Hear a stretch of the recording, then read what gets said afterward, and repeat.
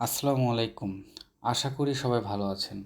আমরা অনেকেই শখের করে বাড়ির আঙিনায় বা টবে অনেক কিছুই চাষ করি। আমিও ঠিক তেমনই। মাত্র কয়েক মাস আগে শখের বশে মিষ্টি লাউয়ের মাত্র ২টি ডগা লাগিয়েছিলাম। সত্যি বলতে খুব একটা আশা করিনি যে এখান থেকে ভালো কিছু পাবো। কিন্তু আজ যখন মাটি খুঁড়লাম আমি নিজেই অবাক হয়ে গিয়েছি। মাত্র সেই ২টি ডগা থেকে মাশাআল্লাহ ৪ থেকে ৫টি বেশ বড় বড় সাইজের মিষ্টি আলু পেয়েছি। অনেকেই মনে করে মিষ্টি আলু চাষ করা হয়তো অনেক কঠিন বা অনেক জায়গার দরকার হয়, কিন্তু আমার এই অভিজ্ঞতা থেকে বুঝলাম সামান্য যত্নে এটি সম্ভব। আমি যখন এই ডগা দুটি লাগিয়েছিলাম তখন মাটিতে সামান্য একটু গোবর সার মিশিয়ে দিয়েছিলাম। এরপর শুধু নিয়মিত পানি ছাড়া আর তেমন কিছুই করতে হয়নি।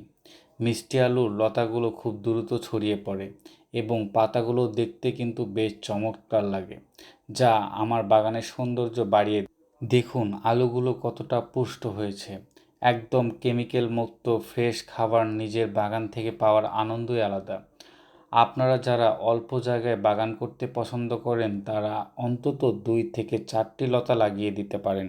আসলেই ছোট ছোট এই সাফল্যগুলো বাগান করার আগ্রহ আরও বাড়িয়ে দেয়।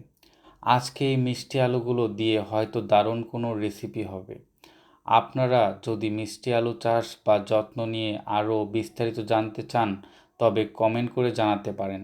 আর এই আলুগুলো তুলতে সাহায্য করেছিল আমার আব্বু। ভিডিওটি ভালো লাগলে লাইক দিবেন এবং যারা আমাদের পরিবারের সদস্য হয়নি তারা চ্যানেলটি সাবস্ক্রাইব করে পাশে থাকবেন।